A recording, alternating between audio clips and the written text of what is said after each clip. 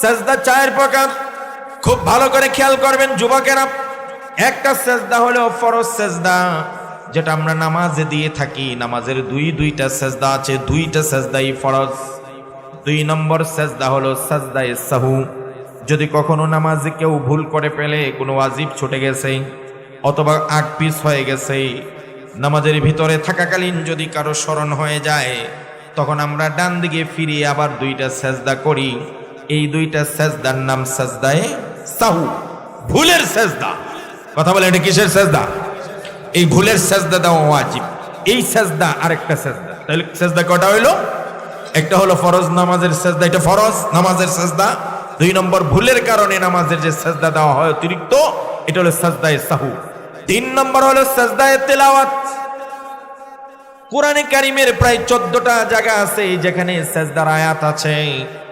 আল্লাহ রাব্বুল আলামিন এই জায়গাগুলোতে মানুষকে সেজদার জন্য হয় আদেশ করেছেন অথবা সেজদার কথা বলেছেন। ওই আয়াতগুলো তেলাওয়াত করলে পরে আমাদেরকে একটা সেজদা দিতে হয়। ওই সেজদাটার নাম হলো সেজদায়ে তেলাওয়াত। এটার নাম তেলাওয়াতের সেজদা। কয়টা গেল সেজদা? 4 নম্বর আরেকটা সেজদা হলো সেজদাতুশ শুকর। কোন নিয়ামত যদি আপনি প্রাপ্ত হন, আল্লাহ পাক আপনাকে দীর্ঘদিন পরে সন্তান দিয়েছেন, আপনি আল্লাহর দরবারে সেজদায় লুটিয়ে পড়ে শুকরিয়া আদায় করেন। আল্লাহ পাক আপনার মনের একটা ইচ্ছা পূরণ করেছেন, সেখানে প্রাপ্ত নিয়ামতের শুকরিয়াতান সেজদায় লুটিয়ে পড়েন। আল্লাহ পাক আপনার একটা ব্যবসা সফল করেছেন, আল্লাহর দরবারে সেজদা দিয়ে শুকরিয়া আদায় করেন। এটার নাম সাজদাতুশ শুকুর। কথা বলেন ঠিক কিনা? তাহলে কয় রকম সেজদা হলো? কথা বলেন না, কয় রকম সেজদা হলো? এই 4 রকম সেজদা আছে। আমরা সবাই সেজদা করবো তো ইনশাআল্লাহ? আর জোরে কয় না, করবো তো ইনশাআল্লাহ?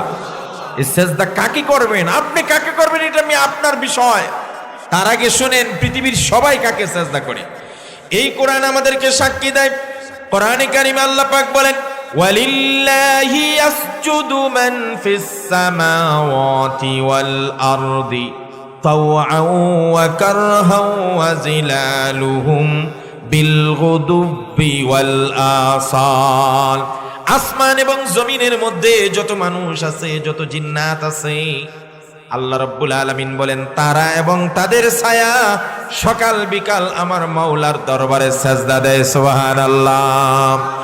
শুধু তারাই দেয় না, কোরআনের অন্য এক আয়াতে বলছেন যত প্রাণী আছে, যত ফেরেশতা আছে, সবাই কাকে সেজদা করে? সবাই বলেন না। কোরআন বলছে ওয়ালিল্লাহি ইয়াসজুদু মা ফিস সামাওয়াতি ওয়া মা ফিল আরদি মিন দাব্বাতিন ওয়াল মালাইকা। আল্লাহ রাব্বুল আলামিন বলেন পৃথিবীতে যত প্রাণী আছে মাসে আল্লাহকে সেজদা করে।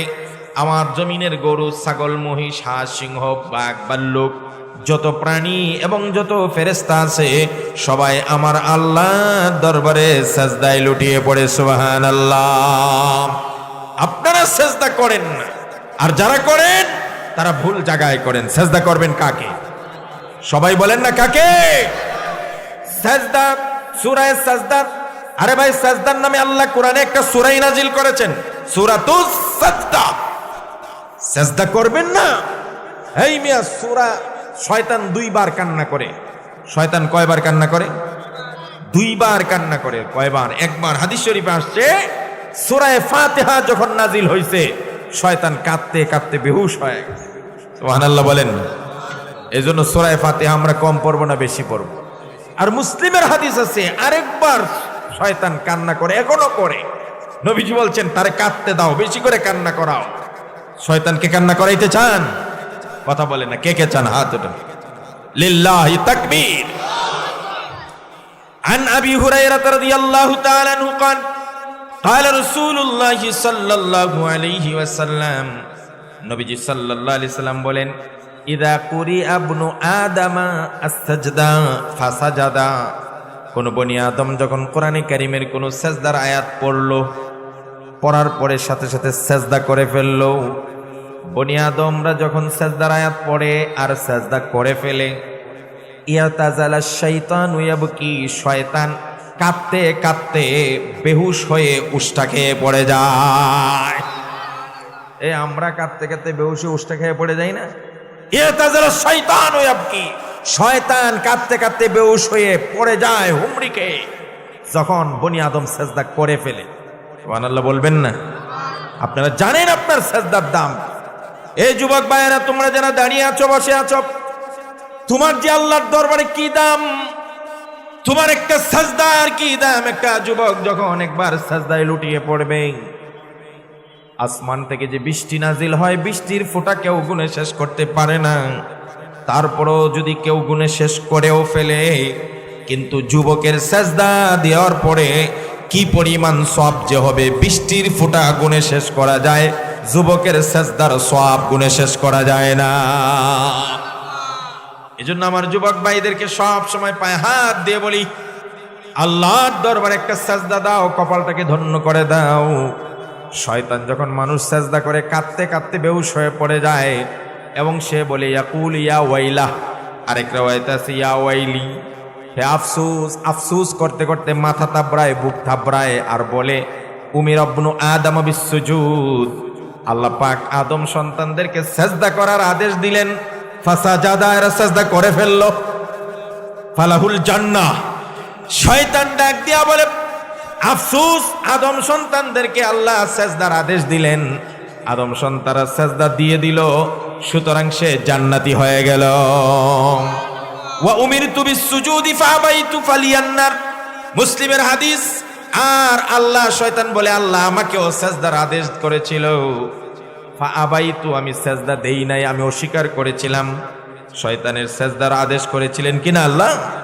وَإِذْ قُلْنَا لِلْمَلَائِكَةِ اسْجُدُوا لِآدَمَ فَسَجَدُوا إِلَّا إِبْلِيسَ أَبَى وَاسْتَكْبَرَ وَكَانَ مِنَ الْكَافِرِينَ। আল্লাহ পাক যখন সমস্ত ফেরেশতাকুলকে আদমকে সেজদার জন্য আদেশ দিলেন, সবাই সেজদা দিল, একমাত্র মিস্টার ইবলিস আবা ওয়াস্তাকবারা, অহংকার করলো, অস্বীকার করলো, সেজদা করে নাই। আল্লাহ বলেন তুই কাফেরের অন্তর্ভুক্ত হয়ে গেলি। আল্লাহ জিজ্ঞেস করলেন মা মানাকা আল্লাহ তাসজুদা ইয আমারতুক, হে শয়তান, তোরে যখন আমি বলছি সেজদা দিতে তুই সেজদা দেস নাই কেন? ক্বালা আনা খায়রুম মিন, আমি তার চেয়ে উত্তম, শ্রেষ্ঠ। খালাকতানি মিন নার ওয়া খালাকতাহু মিন তিন, আমাকে আগুন দিয়ে বানিয়েছেন আর মানুষকে মাটি দিয়ে বানিয়েছেন। আগুনের খাসলাত উপর দিয়ে ওঠা আর মাটির খাসলাত দিন দিন নিচ থেকে দাবিত হওয়া। নিম্নগামী জিনিসকে ঊর্ধ্বগামী জিনিস কখনো মাথা নত করতে পারে না। যুক্তিবাদী শাস্ত্রে যুক্তিবাদী।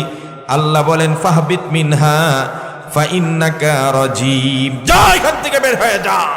অহংকারী স্থান আল্লাহর দরবারে হতে পারে? বিগত দিনে যারা অহংকার করেছেন শিক্ষা পাচ্ছেন। অহংকার করবেন না, অহংকার পতনের মূল। অহংকার এটা আল্লাহর চাদর। আমরা অহংকারী হব না, বিনয়ী হব।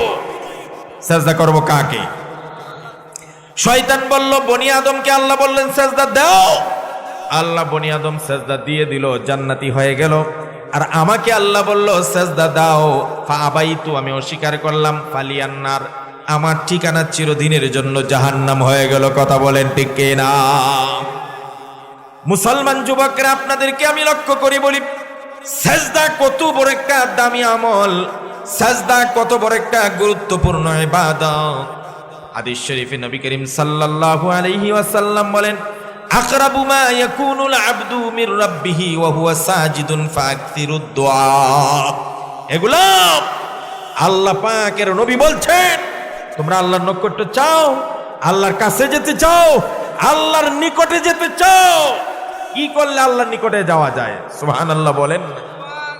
আকরাবু মা ইয়াকুনুল আবদু মির রাব্বিহি ওয়া হুয়া সাজিদ, বান্দা যখন তার সমস্ত অস্তিত্ব, তার সমস্ত মহত্ব, তার সমস্ত বড়াই বড়ত্বতা অহংকার সব মাটিতে মিশিয়ে দিয়ে তার কপাল দিয়ে আল্লাহরকে সাজদা করে ফেলে, ওই সময় সে আল্লাহর কাছে চলে যায়। সুবহানাল্লাহ।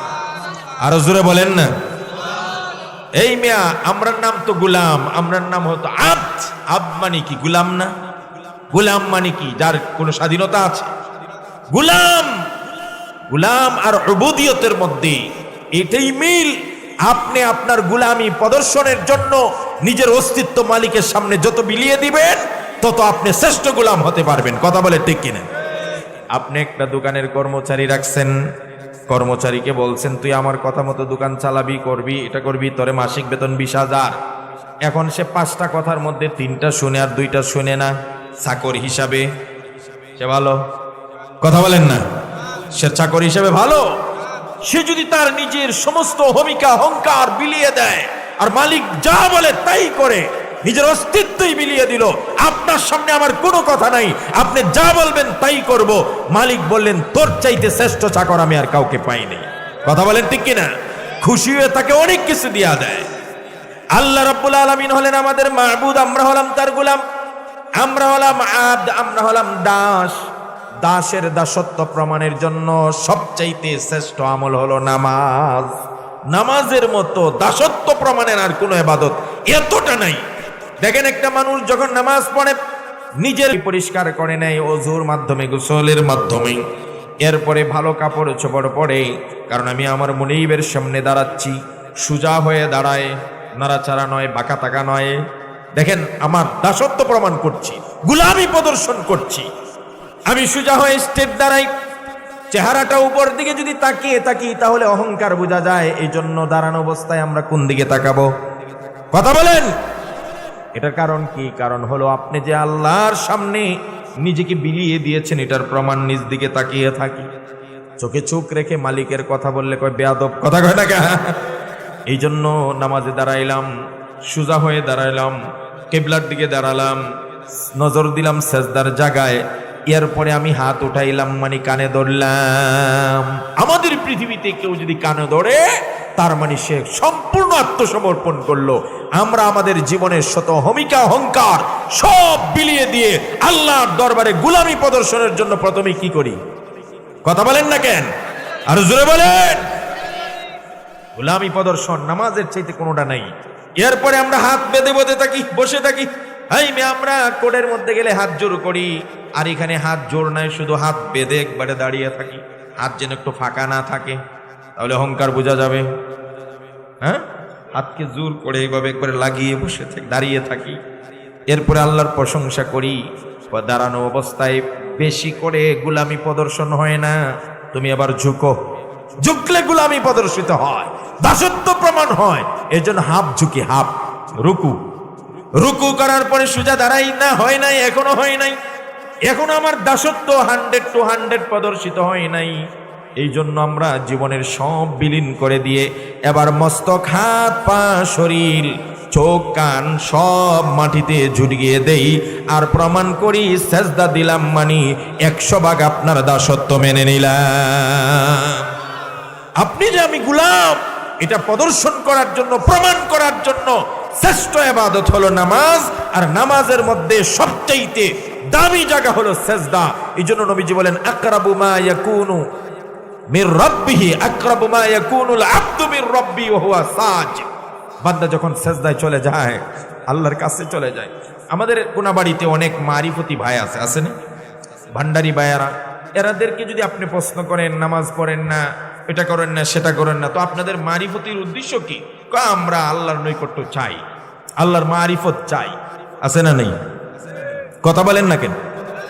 আমার মারিফতি ভাই, আমার দিনী ভাই, আমার ভান্ডারি ভাই, আমার দিনী ভাই, তাদের সঙ্গে আমার শত্রুতা নাই। আপনার উদ্দেশ্যটা ভালো, আপনার লক্ষ্যটা ভালো, পদ্ধতিটা ভালো না। কথা বলেন ঠিক কিনা?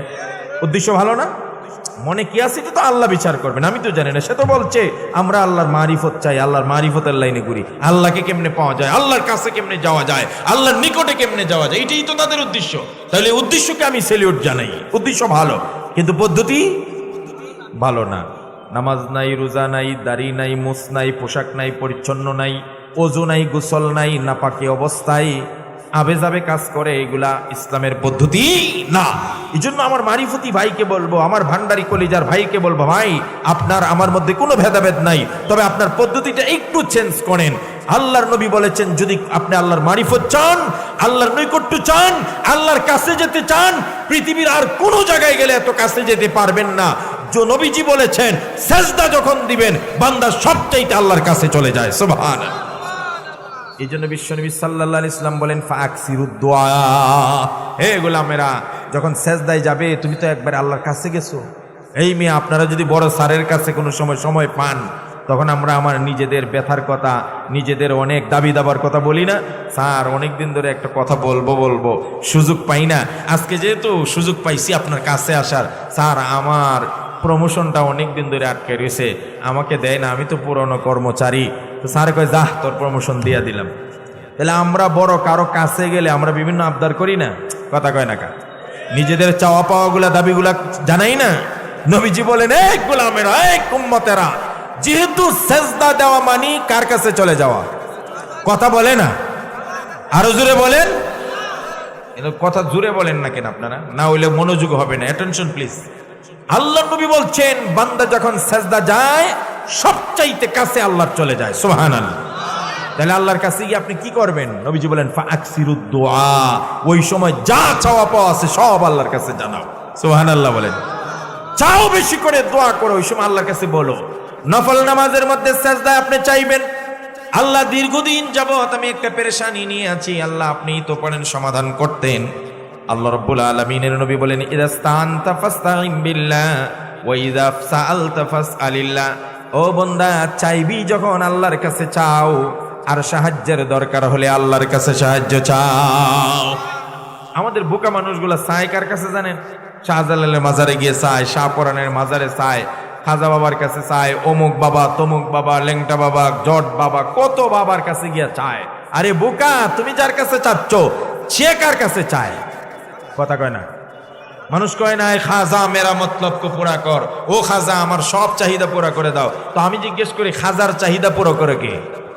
আরো জোরে কয় না।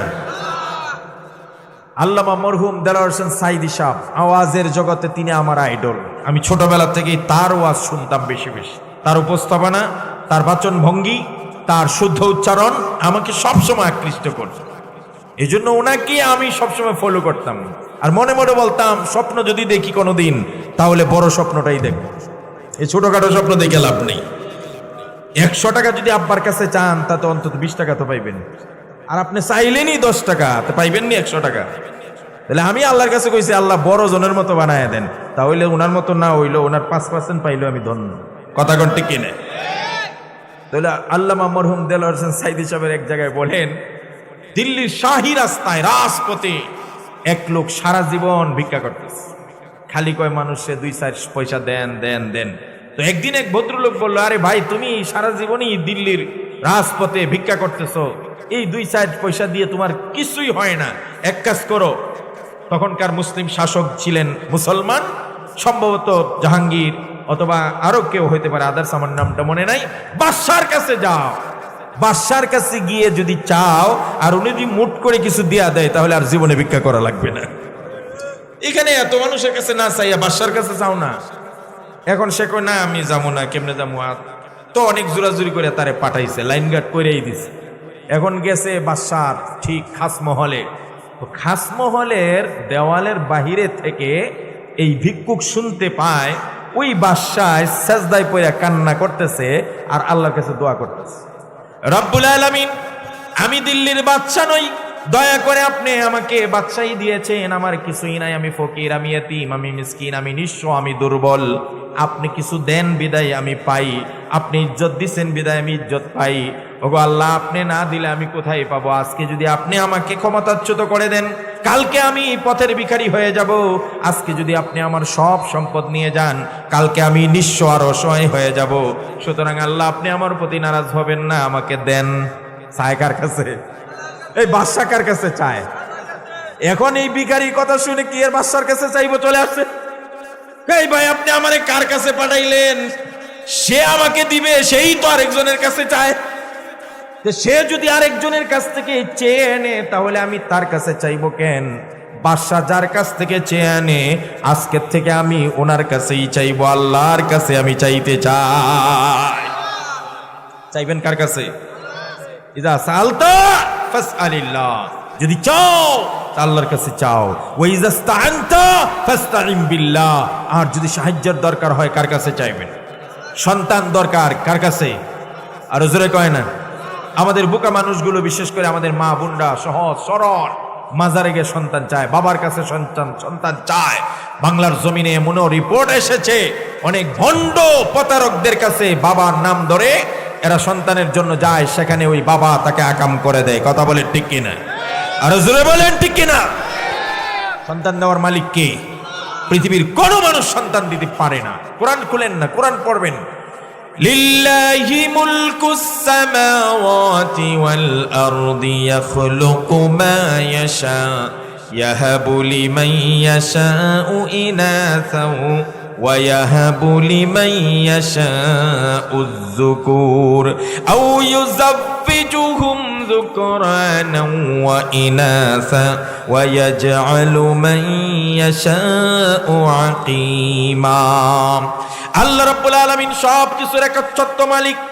তিনি যা ইচ্ছা তাই সৃষ্টি করেন, যাকে ইচ্ছা করেন তিনি মেয়ে দান করেন, যাকে ইচ্ছা করেন ছেলে দান করেন। কোরআনের আয়াতের তর্জমা করছি, যাকে ইচ্ছা করেন ছেলেও দেন মেয়েও দেন, যাকে ইচ্ছা করেন ছেলে মেয়ে কোনোটাই দেন না। সব শক্তিকার, সব পারেন কে? সর্বশক্তিমান আল্লাহ। আন্নাল কুওয়াতা লিল্লাহি জামিআ, সব শক্তিকার। আর জোরে কয় না কার?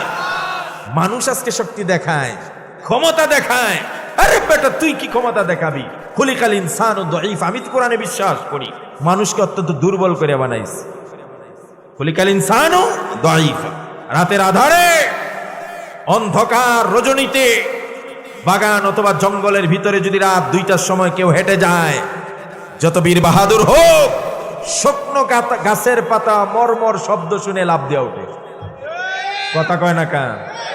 শুকনো গাছের পাতা মরমর করে পড়ে বাতাসে, সে মনে করে ভূতে ভর করছে। এটার নামই ক্ষমতা, এটার নাম বাহাদুরি। 3 থেকে 5 বার টয়লেট হলে, পাতলা পায়খানা হলে, ছোট ঘরের সাথে সম্পর্ক হলে তোমার বেটাগিরি শেষ। কথা কয় না কান? আমার ডাক্তার ভাই আছে, মাথার ব্রেনে যতগুলো তার আছে, আমি সায়েন্টিস্টদের বক্তব্য পড়েছি, তারা বলেছে সমস্ত মাথার তার যদি জোড়া দেওয়া হয় সারা পৃথিবী কয়েকবার চক্কর দেওয়া যাবে, এত বেশি তার।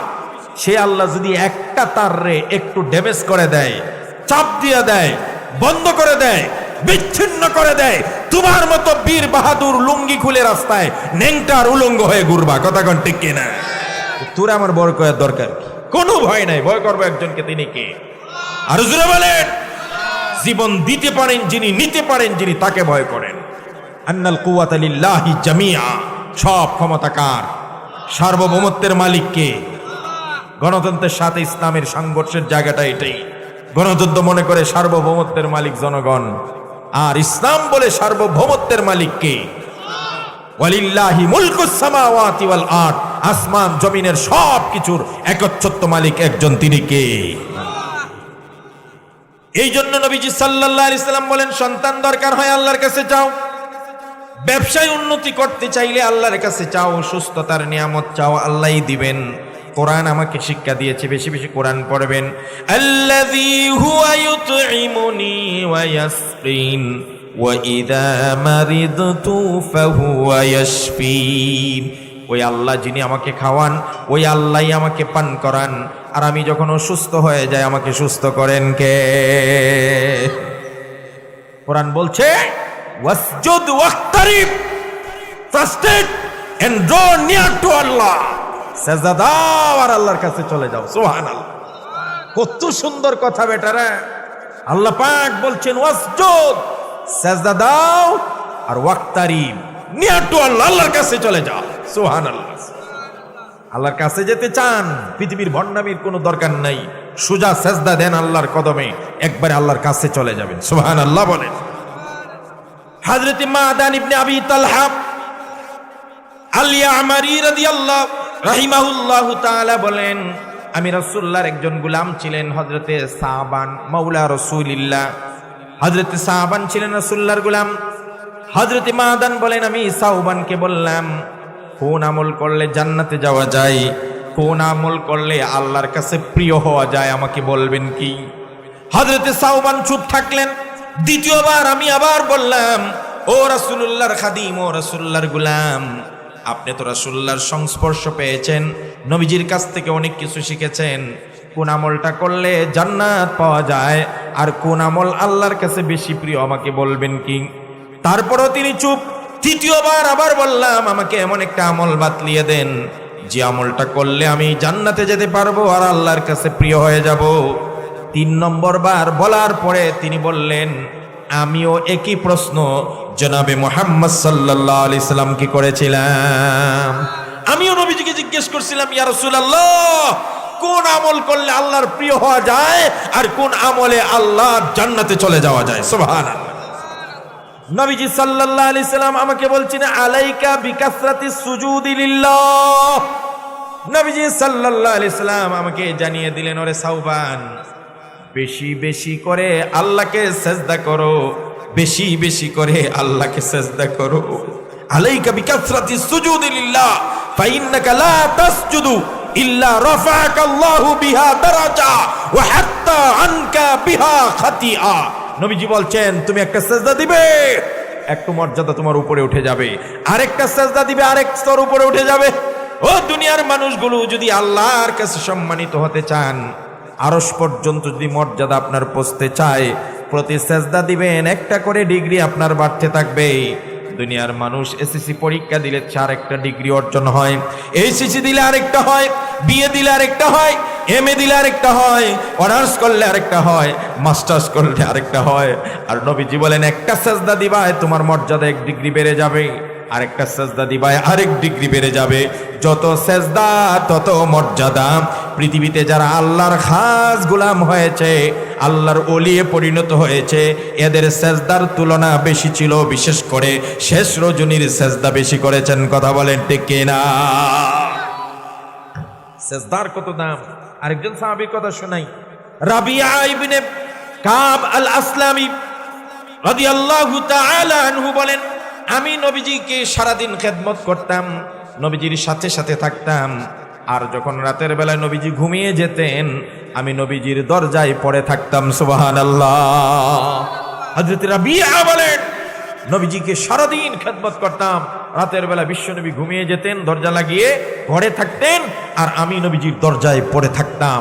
আমি কান লাগিয়ে শুনতাম নবীজি বলছেন, সুবহানাল্লাহ, আলহামদুলিল্লাহ, লা ইলাহা ইল্লাল্লাহ, সুবহানাল্লাহ, আলহামদুলিল্লাহ, লা ইলাহা ইল্লাল্লাহ, লা ইলাহা ইল্লাল্লাহ, লা ইলাহা ইল্লাল্লাহ, সুবহানাল্লাহ, লা ইলাহা ইল্লাল্লাহ। নবীজি সাল্লাল্লাহু আলাইহি সাল্লাম বলতেন, আহাব্বুল কালামি ইলাল্লাহি আরবা, সুবহানাল্লাহ, আলহামদুলিল্লাহ, লা ইলাহা ইল্লাল্লাহ, আল্লাহু আকবার। এই 4টা কালিমা আল্লাহর কাছে সবচাইতে প্রিয়। এই জন্য উঠতে বসতে সব সময় বলবেন সুবহানাল্লাহ, আলহামদুলিল্লাহ, লা ইলাহা ইল্লাল্লাহ, আল্লাহু আকবার। আর এই কালিমাগুলো এক একটা গাছ আপনাকে জান্নাতে আপনার জন্য লাগাইয়া দিবে। সুবহান, একবার সুবহানাল্লাহ পড়বেন, জান্নাতে আপনার জন্য একটা গাছ হয়ে যাবে। সুবহানাল্লাহ বলেন। হযরত রাবিয়া ইবনে কাব আল আসলামি বলেন, নবীজির ঘরের দরজার সামনে কান লাগাইয়া দেখি নবীজি সারাদিন খেলে এগুলা জপতেছেন। সুবহানাল্লাহ বলেন, কখনো আলহামদুলিল্লাহ বলেন, কখনো নামাজে দাঁড়িয়ে যান। সকালবেলা নবীজি বের হলেন, অনেক দিন এই কাজ হয়েছে, আমি সারা রাত নবীজির দরজায়। একদিন নবীজি সাল্লাল্লাহু আলাইহি সাল্লাম আমারই খেদমতে নবীজি বের হওয়ার সাথে সাথে ওযুর পানি দিতাম, নবীজি ঘরে ঢুকলে জুতাটা বাইস করে রাখতাম, আবার নবীজি বের হলে জুতাগুলো সামনে এগিয়ে দিতাম। আরে খেদমত, মানুষের সেবা, মুরব্বীদের সেবা, আলেমদের সেবা, যারা শায়েখ মুরব্বী, এদের সেবায় আপনার মর্যাদা অনেক গুণ বাড়ায় দিবে। সুবহানাল্লাহ বলেন। হযরত আব্দুল্লাহ ইবনে আব্বাস, ছোট্ট বালক রাদিয়াল্লাহু তাআলা আনহু, পৃথিবীর শ্রেষ্ঠ মুফাসসির বলা হয় আব্দুল্লাহ ইবনে আব্বাস, যাকে রাইসুল মুফাসসির বলেছে। সে আব্দুল্লাহ ইবনে আব্বাস নবীজির ঘরে তার খালা মাইমুনার ঘরে একদিন গেলেন। নবীজি ঘরে ঢুকলেন, নবীজি হাজতের জন্য, প্রস্রাবের জন্য বের হয়েছেন। আব্দুল্লাহ ইবনে আব্বাস শোয়া থেকে উঠে দেখলেন নবীজি গেছেন প্রস্রাব করতে। ভাবলেন নবীজি তো রাতে ঘুমের বেলায় অজু করে ঘুমায়, অন্তত অজু তো করবেন, প্রস্রাব যেহেতু করছেন। এই জন্য আব্দুল্লাহ ইবনে আব্বাস লোটা দিয়ে অজুর পানি নবীজির জন্য প্রস্তুত করে রাখলেন। সুবহানাল্লাহ বলেন না? আমার নবীজি এসে দেখলেন আব্দুল্লাহ ইবনে আব্বাস ছোট্ট বালক আমার জন্য অজুর পানি তৈরি করেছেন। আল্লাহর নবী বিশ্বনবী মুহাম্মদুর রাসূলুল্লাহ সাল্লাল্লাহু আলাইহি ওয়াসাল্লাম অজু করলেন। অজু করার পর আব্দুল্লাহ ইবনে আব্বাসের জন্য দোয়া করলেন, আল্লাহুম্মা আল্লিমহুল কুরআন ওয়া ফাক্কিহু ফিদ্দীন। আয় আল্লাহ, আব্দুল্লাহ ইবনে আব্বাসকে কোরআনের জ্ঞানী বানায় দাও, দ্বীনের বুঝদার বানায় দাও। সুবহানাল্লাহ। নবীজির এক দোয়ায় আব্দুল্লাহ ইবনে আব্বাস রাইসুল মুফাসসিরিন হয়ে গেছে। সুবহানাল্লাহ। এজন্য ছোট্ট বাচ্চারা যদি নিয়ে আসে, হুজুরদের কাছে নিয়ে আসেন, হুজুররা দোয়া করে দিবে, আল্লাহুম্মা আল্লিমহুল কুরআন ওয়া ফাক্কিহু ফিদ্দীন। এই দোয়া করবেন বাচ্চাদের জন্য, আল্লাহ তারে কোরআনের জ্ঞানী বানায় দাও, আল্লাহ তারে আর দ্বীনের সবচেয়ে বড় ফকিহ বানায় দাও, বুঝদার বানায় দাও, মুফতি বানায় দাও। সুবহানাল্লাহ। তো হযরতে রাবিয়া ইবনে কাব আল-আসলামী বলেন, আমি নবীজির খেদমত করতেছি দিনে রাত্রে, হঠাৎ একদিন নবীজি খুশি আমাকে বললেন, হে রাবিয়া, খেয়াল করবেন এই কথাটা, হে রাবিয়া সাল, চাও কি চাইবা? নবীজি বলছেন, কি চাও আমার কাছে চাও। কয়েকবার বলার পরে হযরতে রাবিয়া বলেন, আমি কি চাইবো আমাকে একটু অপেক্ষা করতে দেন, আমাকে চিন্তা করতে দেন। হযরতে রাবিয়া একটু চিন্তা ফিকির করে দেখলেন, দুনিয়ার যা কিছু চাই, আর দুনিয়া ফানিয়া, দুনিয়া তো ধ্বংসশীল, এটা তো ধ্বংস হয়ে যাবে, দুনিয়ার কি চাপ। আমরা যদি এই সুযোগ পাইতাম তাহলে বলতাম আমাকে 10 কেজি স্বর্ণ দেন। কথা কয় না কা? আরে আপনাকে যদি বলতো কোন হাক্কানি পীর সাহেব কি চাইবা, তো আমরা বলতাম হুজুর 10 কোটি টাকা লাগবে আমার। আমাদের মন মানসিকতা দুনিয়ামুখী, আর ইনাদের মন মানসিকতা ছিল পরকালমুখী। রাসূলুল্লাহ বললেন, সাল, চাও।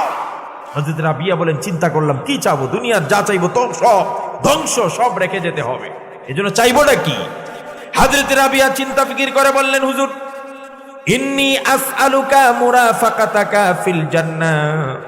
ওগো নবীজি, আমি আর কিছুই চাই না, আপনি তো আল্লাহর দয়ায় জান্নাতে যাবেন, আর আল্লাহ যদি আমাকে কবুল করেন, আমিও যদি জান্নাতে যেতে পারি, তাহলে আপনার জান্নাত থাকবে অনেক উপরে, আর আমার জান্নাত থাকবে সাধারণ জান্নাত। দুনিয়াতে আপনার সাথে সাথে আমি থাকতাম, সারাদিন আপনার খেদমত করেছি, রাতেও আপনার দরজার সামনে পড়ে থাকতাম। হুজুর, আমার একটাই চাওয়া, পরকালে যেন জান্নাতে আপনার সাথে আমার জায়গা হয়ে যায়। সুবহানাল্লাহর জোরে কওয়া যায় না? কত বড় জিনিস চাইছে দেখছেন। একদিকে জান্নাত গ্রান্ডেড, রাসূলুল্লাহর সাথে জান্নাতে, তাহলে তো জান্নাতে এমনিই যাবে। আবার বলছে দূরে নয়, নবীজির কাছে থাকতে চাই। আমরা কি নবীজির কাছে থাকতে চাই? কথা কয় না কা? কে কে চান আগে হাত ওঠান। লিল্লাহে তাকবীর। দুইটা আমল আজকে বলে যাব, এই দুইটা আমল আমরা করব, তাহলে নবীজির সাথেই আমরা জান্নাতে রাসূলুল্লাহর প্রতিবেশী হয়ে থাকবো। সুবহানাল্লাহ। আমার নবীজি বললেন, ও রাবিয়া, কি চাইলা তুমি, কি চাইলে? হযরতে রাবিয়া বলেন, হুজুর, রাবিয়া ইবনে কাব আল-আসলামী বলেন, হুজুর, আমি অনেক চিন্তা করে দেখছি, এটাই চাই আমি। ইন্নী আসআলুকা মুরাফাকাতাকা ফিল জান্নাহ। রাসূল, জান্নাতে আপনার কাছে আমি থাকতে চাই, আপনার কাছে। নবীজি বললেন, এটা তো অনেক দুরূহ ব্যাপার। আওয়া গায়রা যালিক, হাদিসের শব্দ আওয়া গায়রা যালিক, এটা ছাড়া কি অন্য কিছু চাইতে পারো না? এটা তো একটু কঠিন, আমার সাথে জান্নাতে থাকবা। এই মনোযোগ দিয়ে শুনেন যুবকরা, রাবিয়া বলছে, রাবিয়া রাসূলুল্লাহ বললেন যে আওয়া গায়রা যালিক, এছাড়া অন্য কিছু চাইতে পারো না? আরো অন্য বদলায় কিছু চাও আমার সঙ্গে জান্নাতে? বিষয়টা তো কঠিন। এবার রাবিয়া সুযোগ বুঝা পাইছি রে, পাইছি রে। কুলতু হুয়া যাকা। হুজুর, আমি বুঝতে শুনলেই চাইছি, আমাকে যদি দিতে হয় তাহলে এটাই দেন, আর নইলে আমি আর কিছু চাই না। সুবহানাল্লাহ কয় না? হুজুর, আপনার সাথেই আমি থাকতে চাই। হুজুর বলছেন, আওয়া গায়রা যালিক, এটা ছাড়া অন্য কিছু চাও, সহজ কিছু চাও, তোমার জন্য জান্নাতের দোয়া করে দেই, কিন্তু আমার সাথে তুমি জান্নাতে থাকতে চাও, এটা তো একটু কঠিন। হযরত রাবিয়া বলেন, কুলতু হুয়া যাকা ইয়া রাসূলুল্লাহ, ইয়া হাবিবাল্লাহ, আমি আপনাকে এতটা মহব্বত করি, আমি আপনার সঙ্গেই থাকতে চাই জান্নাতে। দুনিয়াতে যেমন আপনার দরজার সামনে পড়ে থাকি, দিনের বেলা আপনার সাথে খেদমতের জন্য সারাদিন ঘুরঘুর করি, জান্নাতেও আপনার সাথে থাকতে চাই, এছাড়া আমার কিছু লাগবে না। এবার বিশ্বনবী সাল্লাল্লাহু আলাইহি সাল্লাম বলেন, ওরে রাবিয়া, যেহেতু তুমি চেয়ে বসছো, তবে তোমার কাজটা যেন সহজ হয়, একটু আমাকে সাহায্য করো। কাজটা তো কঠিন, কাজটা কি সহজ? এই রাসূলুল্লাহর সঙ্গে জান্নাতে থাকা এটা কি সহজ? তো কাজটা তো কঠিন। নবীজি বলেন, ঠিক আছে, তোমার কথা রাখবো বা তোমার আবদার পূরণ হবে, তবে তোমাকেও কিছু কাজ করতে হবে। এবার নবীজি বলেন, আইন্নি আলা নাফসিকা বিকাসরাতিস সুজুদ। ওরে রাবিয়া ইবনে কাব আল আসলামী, যেহেতু কাজটা কঠিন আমার সঙ্গে জান্নাতে থাকাটা, এজন্য আমিও চেষ্টা করছি, তুমিও দোয়া করো, তুমিও একটা কাজ করো, তুমি তোমার নিজের উপর বেশি বেশি করে আল্লাহর দরবারে সেজদা দিয়ে আমাকে একটু সাহায্য করো। কি বুঝলেন? কি বুঝলেন?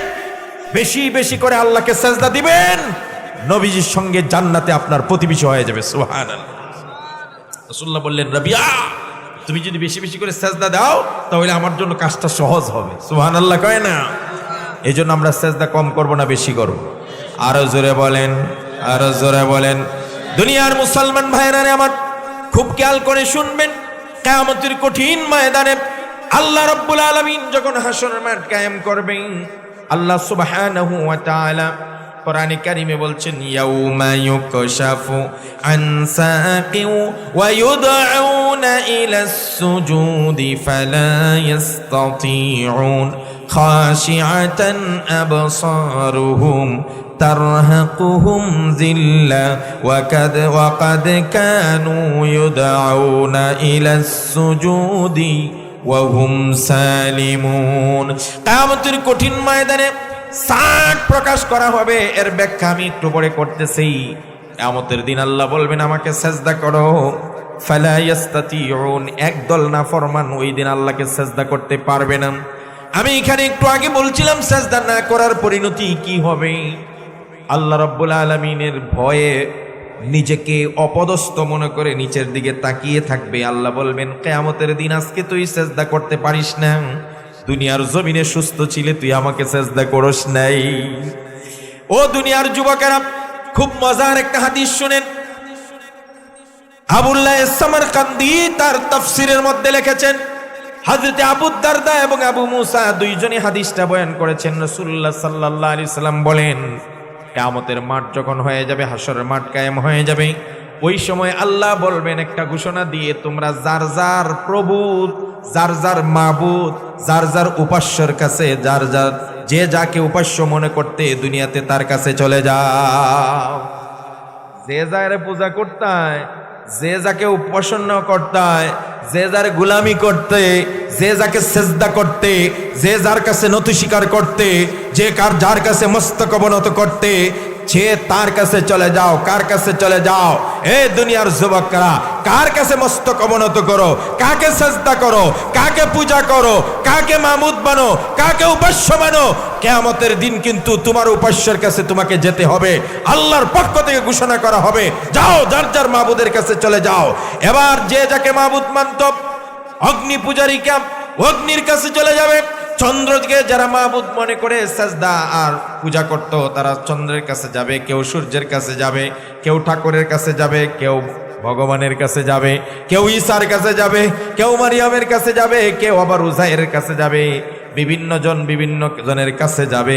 আবার এমন কিছু নালায়েক অনুপযুক্ত আছে যারা রাজনৈতিক নেতাদের সামনে মাথা ঝুঁকাইয়া সেজদা অবনত হয়, এমন নালায়েক আছে না? না যাইবাই তোমার রাজনৈতিক নেতার কাছে ওই দিন। আবার কিছু মুরিদান আছে, পীরের পায়ে গিয়ে হুমরি খাইয়া পড়ে, আছে না নাই? সেই দিন যখন কইব তুমি তোমার মাবুদের কাছে যাও, তো হেতি কার কাছে যাইব? কার কাছে যাইবে? কার কাছে যাবে? সেদিন তোমার পীরের কাছেই যেতে হবে। তো সবাই যার যার পীর, যার যার মাবুদ, উপাস্য, খোদা, গড, যে যেটাকে মনে করে তার কাছে গেল। সবাই চলে গেছে। ইয়াবকা আহলুত তাওহীদ, যারা এক আল্লাহকে মাবুদ মেনেছে।